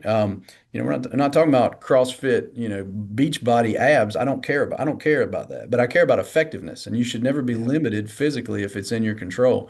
The young folks show up and they're in my gym in the mornings, and I tell them, look, good for you. Welcome to the club. It's small. I'll respect it once you're in here for 20 years. Like, keep coming. That's what we do. I run every day. I work out every day. Yep, that's great. Uh, I built a CrossFit gym in my train. I don't know if I told you this before, but I was a CrossFit affiliate owner. Yeah, great. And so when I became chief, everyone freaked out. They thought I was going to make everybody like, oh no, the chief's going to make us all be CrossFit athletes. And I did put a CrossFit gym in our training facility eventually, and I Yeah, did bring CrossFit in and had them, great. we did a level one cert for 20 of our 20, and but I did it across our detective division, all of our patrol shifts. Yes. Yeah. It was never really with the intent, hey, we're going to run CrossFit classes every day. Yeah. I wanted people that had the fundamental knowledge and understanding of what Yep. good fitness looks like and what a Yep. transferable fitness is for our profession. I don't Yes. care, and and that's why I told everyone, I don't care if you do CrossFit. I just want to see you in the gym doing That's it. something, Yep. and maintaining that level of fitness. But for Yeah. me as a chief, we moved our patrol division. We ran out of space in the building, which was one of the reasons why we had to, build a new facility. But our patrol division moved up to our training center, and that's where our gym was. So I made it a Hmm. point of course, I'm working out one way or another. So Yep. I just made it a point where that's where I am, Yep. That's part of the day. 6 out of 7 days a week. I'm in that Yep. gym. Yep. And I got, that's where I built a lot of my relationships with a lot of the younger officers was, Yeah. Yeah, and having you that. build that, you anytime you're doing something hard with other folks, man, you're building that team cohesion is great. Just it starts the day off properly. I mean, I've told folks like we've debated, what's the definition of fitness at 49, and what I've told folks is, look, at any age, I think you should physically be able to do anything you want to do because what your wants to do will change. Like when I was 15, I wanted to jump off a train track into the river. I wanted to, like, and I don't want to do those things now, but I do Yeah. want to be able to run down an 18-year-old drug dealer. I can do that right now. I want to be able to play basketball with my kids against some high schoolers and win occasionally. Like I want to be able to do that. I can do that. I want to be able to run a 7-minute mile and bench 250. I can do that today. And so you don't allow yourself to be limited based on if it's up to you. I think that's a pretty good, robust definition of fitness, no matter the age. I'm not taking pictures. I'm not taking selfies on the beach. I don't care about the aesthetics. I want to be effective. I want to be useful physically. Yeah. Well, I used to tell people in the gym all the time, a little bit of narcissism goes a long way when it comes to motivating you. You're right. That's right. That's right. Yep. Look, if saving your partner's life isn't motivation enough Yes. for you, then Yeah. maybe having six-pack abs will be. All That's right. right. Or Like when you catch that, whatever it takes, just yeah, get when your you ass in here. 100%, whatever, whether it's guilt or pride or shame, I don't care. Just get in there. If you catch the 18-year-old drug dealer at 49, a little bit of healthy smack talk, like that's okay. That's worth it. Like that's Yeah. that's perfectly acceptable as long as you keep it, not too juvenile. Yeah, it's a different game. Like we have to get back to being responsible with our physicality. But to go back to your point, your SWAT guys are training 2 days a month, Yep, and they're getting a higher level of training than the rest of the department for sure. in for those tactical skills, Yep, and it transfers to their day-to-day job responsibilities, whether they're in patrol, whether they're a detective or yep, working a specialty unit. Those skills go with them. And this is something that I it was a little bit too late for me to go back and do something about it. But that was again, if you're thinking about how do I get that 30% more, yes, you can't squeeze blood from a turnip, right? right. So you have to have enough resources. But I was like, you know what? If we made this work for SWAT, Yep. I should have found a way to make it work for everybody. Huh. Like one day, like everybody is going to get one day Yeah. at a minimum a month where you go shoot, you go run through simulations, you get on the mat, you Yep. get out to the range, you go drive. It's Like great. an 8 hour training day Yep. where you mix it up. I'm like, you know what? That I probably could have made something like that happen. Now, it would have it would have been at the expense of something else because Yep. every time you say yes to something, you're saying no to That's right. generally one, two, three, four other things. Yep. You're right. Um, Yeah. and And the lifeblood of any organization is the sergeants. And the best sergeants are always the ones that are making that kind of stuff happen Yep. impromptu. Hey guys, it's 40 degrees, nobody's outside, it's a Sunday night, it's sleepy. Let's go, let's work room entry on this hallway. Like we can do that. And so the proactive first line bosses are the ones that are, doing their best to hold up that line. So that's our call. That's our call to the nation. Good. Increase budget, and that's why it was so laughable to me, the whole defund the police movement, how idiotic it was, Yeah, how I know. stupid. Like I Yep. can't even say enough negative descriptors of the No. like name one area in any profession anywhere in the world where you're going to say we're going to spend less, invest less, and improve performance. Yeah, it's not going to happen. But I've said before, the best part about that is cops on the whole we didn't waste a lot of energy debating that idea. We just said, okay, go ahead, let it run out. Okay, fast forward 18 months, predictable disaster from Yeah. sea to shining sea. There you go. You were wrong. Let's get back to real business because what we're doing here is real. Like I Yeah. tell folks all the time, police work is real. Y'all can talk in esoterics and hypotheticals and what about this? Again, we're out here solving problems right now. Like it's not going to stop. So can we get out of the cartoon land and back to reality? Yeah. And again, I don't weigh in on pop culture. I don't pay much attention to it, but when it gets crammed down your throat on if you're trying to watch the evening news or anything in your like if you do try to get on social media for a few minutes, but the whole uh the whole Billie Eilish thing the other day, I guess she made some kind Yeah, of comment at the Grammys. And the next day there was some there you're like oh yeah you're on stolen land, right. we're Yeah. blah blah Come on. blah. And then some snarky reporter shows up at her house in LA the next day. Yeah, give it back. Let me And get out there. I oh, can at her have it. gated house. I don't know if you saw it. She's got a gate, like everything's walled off, and he's Yeah, ringing her doorbell, like, yeah. "Hey, I'm not I illegal want to here. come in." Yeah, I want to climb over the wall. That's not Yeah, like, illegal.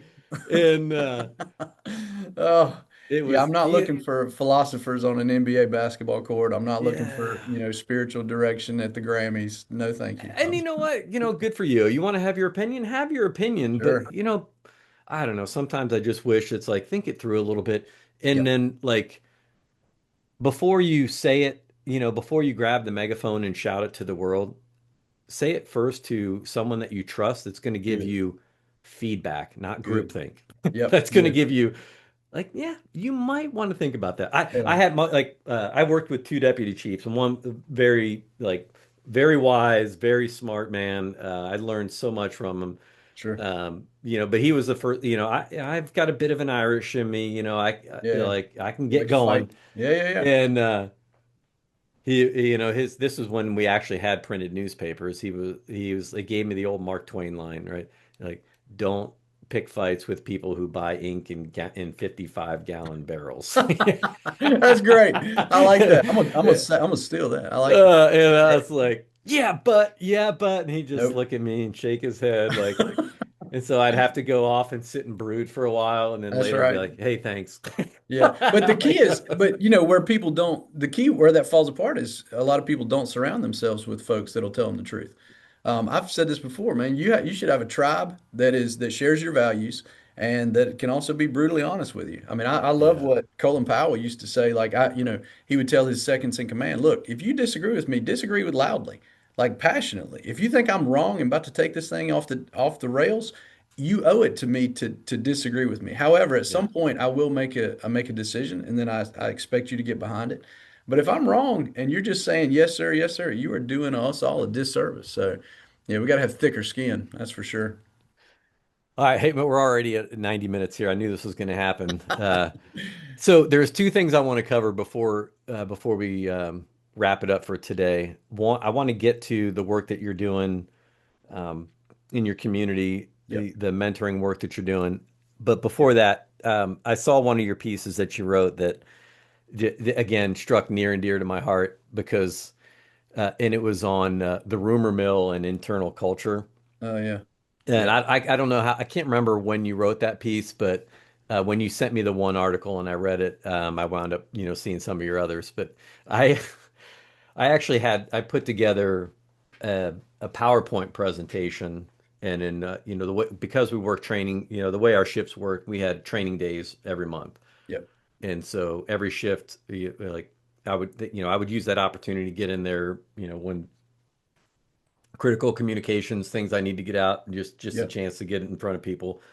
But I had to I had to teach a class on the rumor mill, Yes. and I'll have to dig up that presentation and send it to you. Yeah, for sure. Send it over. Um, so I want you to maybe let's just try to spend about 5 minutes on this topic Yeah. because cops, it's that song "High School Never Ends." Yeah. Oh yeah. Yeah, Yeah. Yeah. like Yeah. police culture is a lot like that, right? And Unfortunately. you get those car-to-car conversations, Yes. the squad room conversations, the meetings after the meetings, Yeah. like really comes down to what you just said, really like what Colin Powell was, you know, Yeah. speak your truth, right? And That's right. Yeah. Be and honest. yeah, and conversely, right? You have to be discriminating in what you hear and what you think and what Yes. you say. That's right. So you keep your investigator's hat on at all time. Yep. Cops are professional investigators, or at least you That's right. should. If you don't view yourself as a professional investigator, Yep. then you're selling yourself short, or you need to get to work. Like Yeah, pick up that's a right. book, start studying, That's right. start mastering your craft a little bit because Yes. that's what we're after. We're after the Yep. truth. Yep. And we're all storytellers. And hopefully Yes. the story that we're telling is the story of truth and justice. Yep. But inside the, like, it's just so, it was so amazing to me, like these cultures inside of police departments where, like, again, another Twainism, right? Like a lie will travel around the world before the truth has a chance to put its That's pants right. on. You're right. And like Yeah. the rumor mill, like just gets churning and burning. And Yeah. some of the things that would come back to me, Yes. like, this is one that's in every police department. It cracks me up. Is like the laptops in cars. When they started putting cameras in laptops, Yeah. Yeah. all the patrolmen are putting black tape on their Yeah. camera. Yeah, that's Well, right. why? Because the chief is tapping into their cameras so they can Right. monitor them in their car. Ugh. And I used to hear that. I used to hear that one when I was in as a patrol officer Yeah. and working in patrol, and I used to kind of chuckle about it. And then Yeah. the chief had listening devices in offices in the building, so that, Right. Yeah. and I'm like, God damn, like I know. Really. I told my staff, I'm like, when you hear things like this, like Yes.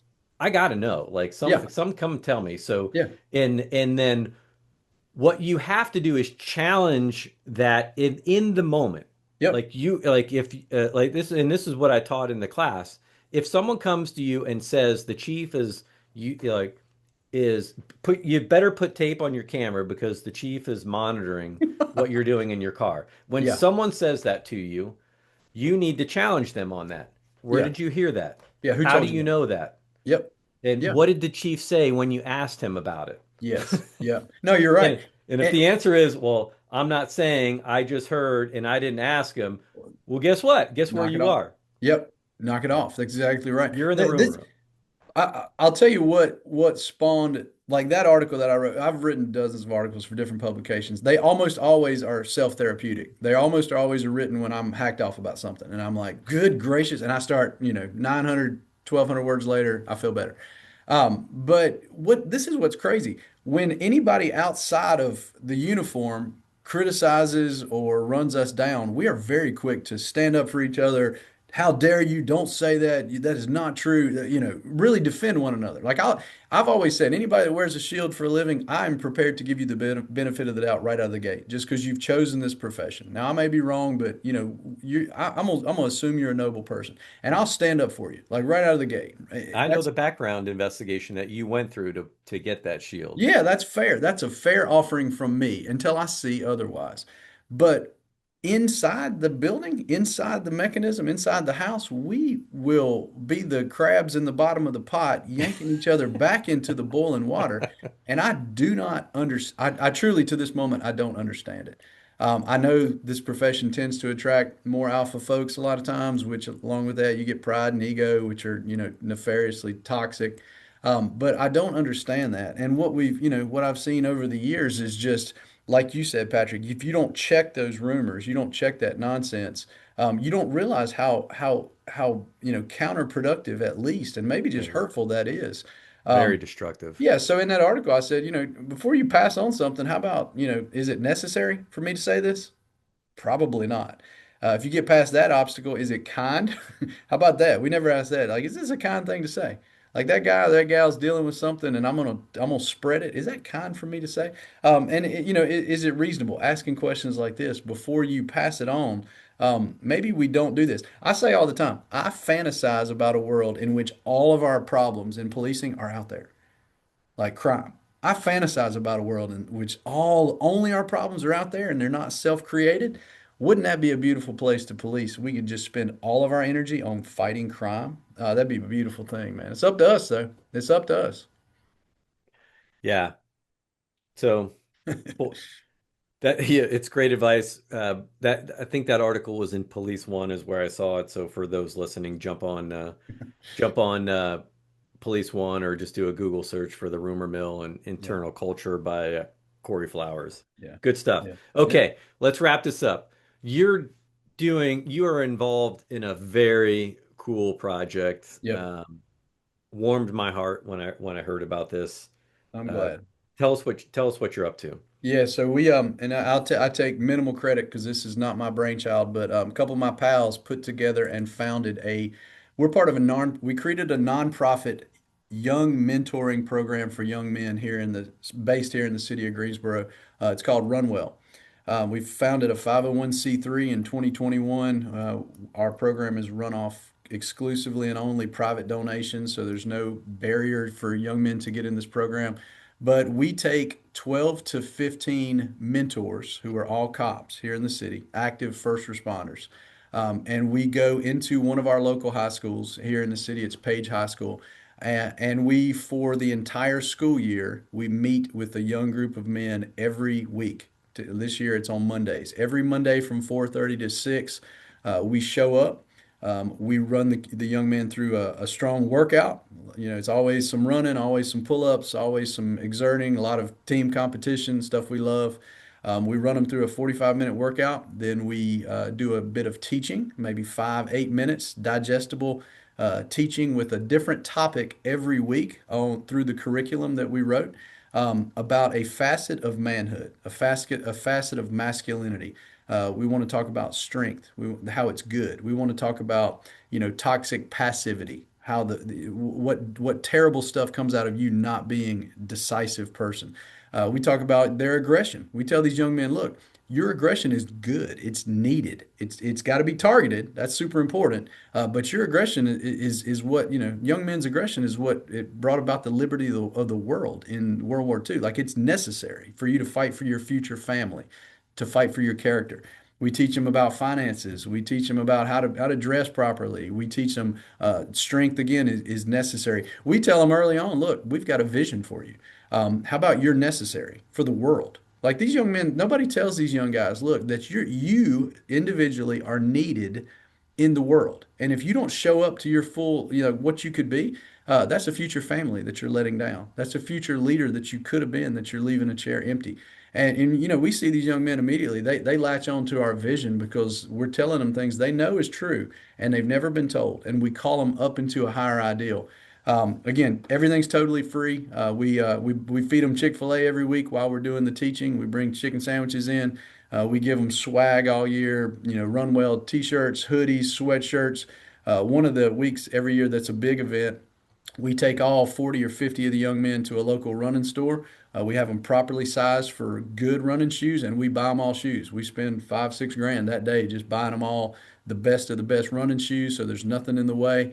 And then at the end of the year, every year, the end of the school year in May or June, we take a big field trip. We take the whole group, 50 or 60 guys, to a Spartan race somewhere that's drivable. And we, of course, pay all of that. We give them brand new race day shirts that are exclusive, limited edition. You only get it if you're here at Runwell running shirts. And these kids, who a lot of them could not run a half a mile at the beginning of the year in September, in May or June, they crush the 10K, the Super Spartan, with 26 obstacles and mud and sweat, and they get done with that, and we see these young men stand taller with their shoulders back. They have a different look about them. They have a different feel about them. A lot of times at the end of the year, we'll treat the seniors to. Last year, we took them to a suit store and we bought them all brand new suits, had them sized for a proper navy blue suit to go off into the world, to the military, to a trade school, to college. And we tell them, look, we believe in you. Like the world is not going to tell you that, but we believe in you and we have a vision for you. Go forth and make a difference. And again, Runwell, we're proud of it. I've told folks I've experimented with all different, kinds of projects through the years, and I have wasted time in a lot worse ways than rubbing elbows with 15-year-old young men that need a direction. And we tell them honestly, man, right from the first week, we tell them, look, y'all, we're not going to sugarcoat anything. Life's hard. It's real hard and you're tougher, and that's okay, right? And we tell them, look, we're not the wizards. We do not know everything about manhood. We do not know everything about masculinity, but we know a lot more than you do. And so share from our mistakes, share from our little bit of wisdom that we've gained in our 30 or 40 years. And we're going to be beside you all year. And we tell our mentors, it's real important that you commit. Like if you're going to be here the first couple weeks, a lot of these young men have had enough men in their lives who have bailed out. and are no longer with them. And we're not doing that. We're going to be alongside them all year. We're committed. We're going to be here. Rain, shine, sleet, snow. When you ain't feeling like it, when you worked last night, you're going to be here on, Monday afternoon. And so, yeah, it's neat, man. Runwell is something I'm real proud of. Sergeant John Matthews is the founder and creator. He's our recruiting sergeant at present, but he's the lifeblood of the organization. But these mentors make it happen, man. It's super cool, super simple, super cool.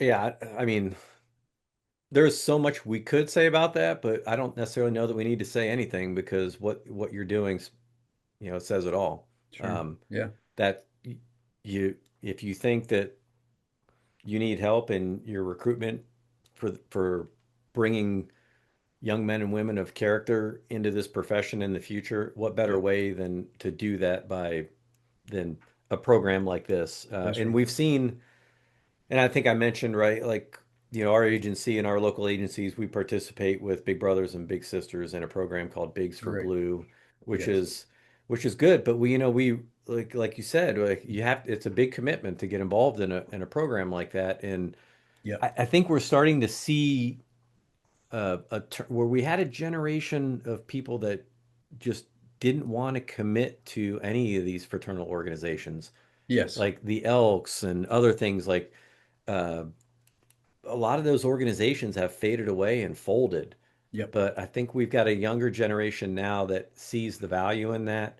Yes. It's being led by the right reasons with the right intentions. And yeah, Yes. what better way to, really shape the future of your community than by, our young people are the future. And if Yes. they're going to get direction from someplace and That's somewhere, right. That's exactly so right. um, I Yeah. really that is so commendable. Yeah. Where can people go that Yep. are listening to this that want to contribute and be able Yep. to help and build your program? And do you Yeah. guys or is anyone else doing it? Is it just you guys, or is it Yeah. I any don't any know. plans to expand it? Yeah, so this is year 6 that we've been running the program. So we've got a couple young guys that have started as freshmen and gone all 4 years with us, which is really neat to watch them grow.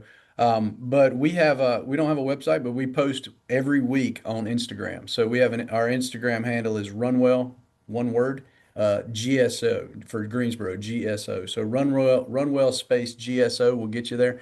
And we post snippets of the workout every week, typically overlaid with audio from the teaching. So you can hear a little bit about what the young men heard while you watch them sweating and doing pull-ups. I tell these folks, if you're a young man, you can do 2 pull-ups, you're in the top 1% of American masculine population because, we're doing things nobody does. And, let's get strong together. So yeah, you can reach out there, you can comment there, and we can connect you. But like I said, everything's run by private donation because we never want anything to be of cost. So good-natured folks that believe in the vision, man, they send us some money and we spend it directly on the young guys, which is fun. There's zero profit involved, financially, but man, as far as your spirit and your soul, it is 100% profit all the way around.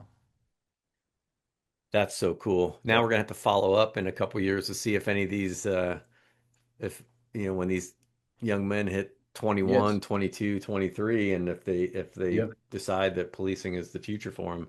Yeah, and we've recruited a couple. I mean, a couple guys have come into the occupation, but we've sent dudes. There's some of our young guys in Marine Corps boot camp as we speak. There's a guy at the college, it's College of the South in Charles. These guys are spread out all over. We got a guy that's become a professional welder, but they've got a different. I like to think a different bend because they've been given a vision. Like I can do life excellently. What a novel idea! It's fun to watch. And they have a relationship with police officers that they would Yep. have never otherwise had. So Yep. they're Three-dimensional. not gonna be susceptible to the noise because because they've experienced it, and that's That's good. um, yeah, that's so powerful. It's so cool, man. I can't commend you Yep. enough in your organization. Yeah, that's good stuff. Thank you, Hopefully, man. I'm gonna have to stay in touch with you on that one. Good. Yeah, for sure. Help find ways to support you. Come through town on a Monday, man. You can jump in the workout. Well, I'm thinking You, like I do race. I've been racing more in the DECA series with yeah. Spartan. Oh, yeah. And That's great. Well, you're I always was welcome. I'll down in say that. Florida for the World Championships last year. Doing my Very old cool. guy fitness. That's awesome, Uh, man. I so love it. I'd love to. It would be cool to jump into into a Spartan race with you guys. Actually, this year that was my plan. I went on the indoor series for the last couple of years, so now I want to get back outside, get in the mud. It's Well, time to you get come in May, dirty. man, I'll get you a shirt. You can jump on the bus. After we leave the race, we typically rent out a whole Mexican restaurant on the way back and buy about, $1,200 of tacos and feed all these dudes till it. So it's fun, man. It's a fun day. All right. Yeah.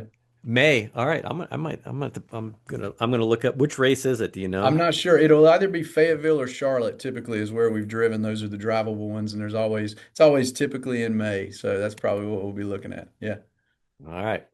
Awesome. Well, hey, let's wrap it up. I really do appreciate you spending your valuable time with us. This has been such a fun conversation. Yeah, it's been great. I knew I was going to run over, and I didn't even touch on half of. This happens every time. I don't even get to like half of. I start talking, we go on these tangents, but That's a good problem. That's good. um, yeah, thank you. Appreciate all the hard work you're doing, you and your team, keeping our streets safe, You got it. getting dope off the street. I wanted to ask, like, you know, what the trends were you were seeing there, but Yeah, we can we'll talk have to about get that in. another time. It's Yeah, fun. I'm we'll have to learning. get into that. That's great. All right. Well, other than that, is there? I know you do some writing and some teaching. Is there anything else that you want to share? If people have questions for you, where can they reach out to you? How can they get in touch with you? Yeah, I mean, I've got, I have intentionally zero social media footprint. I know me too well, and I do not get, I don't exist on there. But I'm good at email. This is weird enough. Years ago, when we started running private trainings, I said, I need a non-government email, and I want one that's confidential. Like I want one that's, off the grid. So my Gmail at present is confidentialflowers@gmail, which I recognize sounds like an escort service. Like I understand that. However, that's it. You can email anybody can email me at confidentialflowers@gmail, and I like talking about policing. That's it. I'm writing that down. All right. Cool. Yeah, man. All right, everybody. Thanks for listening. Appreciate you spending your valuable time with us here on another episode of the Coptimizer Podcast. And till our next episode, will be 1042. Check.